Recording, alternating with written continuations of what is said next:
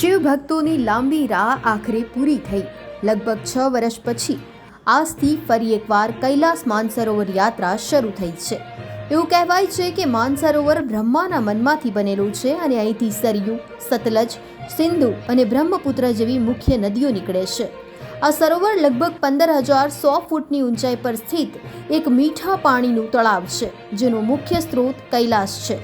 આ માનસરોવર યાત્રા કોવિડ પહેલા રોગચાળાને કારણે અને પછી ગલવાન ઘાટી પર ભારત અને ચીન વચ્ચેના સંઘર્ષને કારણે બંધ કરવામાં આવી હતી, પરંતુ આ વર્ષે સંબંધોમાં સુધારો થયો અને શિવ ભક્તોને મંજૂરી મળી છે।